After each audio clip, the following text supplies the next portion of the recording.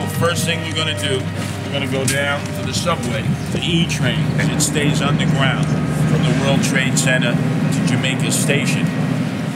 It's like a moving homeless hotel. Okay. And there are a lot of emotionally disturbed people who just ride back and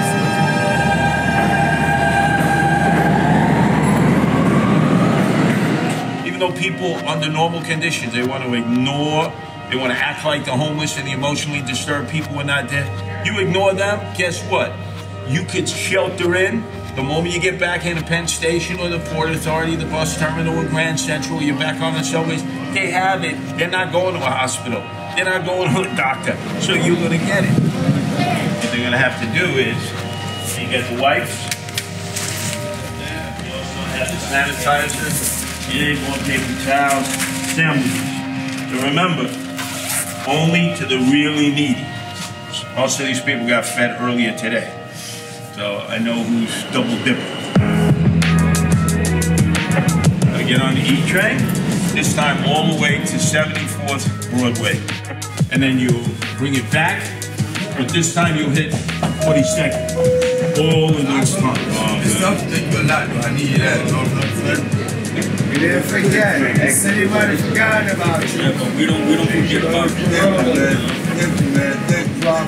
And if for any reason you run out of food, and just wipe their hands down. See if they wipe their hands out, okay? And then mark down specifically where they are, okay? Okay, you just wipe your hands. Wipe your hands first.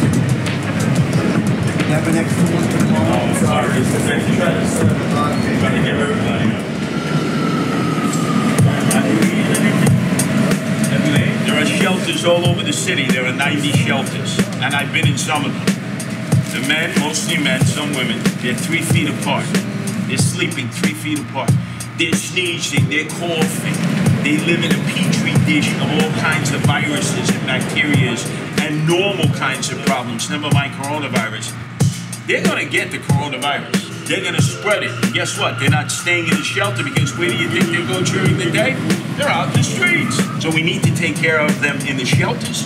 We need to take care of them in the streets. And obviously places like Penn Station where they congregate because they're public bathrooms here. So the homeless people, the emotionally disturbed, they know which public bathrooms are open and that's why they congregate there. We have people who are donating supplies. We're purchasing them with Guardian Angel funds. And then it's basically just getting some donations just from some of the stores who know what we're doing. What about the homeless outreach programs? Have they stepped up or are they still No, unfortunately, the homeless outreach programs for New York City and New York State have padlocked. All their paid professionals, and they get millions of dollars to do intervention, have gone home. They're afraid. We give a much better bang for the dollar. So if you're investing to help the homeless and the emotionally disturbed, it all goes to them. We're all volunteers. Whereas the city and the state, they squander money. It's all administrative. It's all bureaucratic.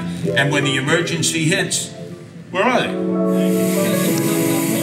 I'm not worried about myself. I've had every illness. I've been shot. I've had Crohn's disease, colitis, ileitis. I'm 65. My immune system is down. And you know what I say to coronavirus? Get online. I got enough enemies out there. If you're strong enough to put me 6 feet under in a pine box, let's see if you can.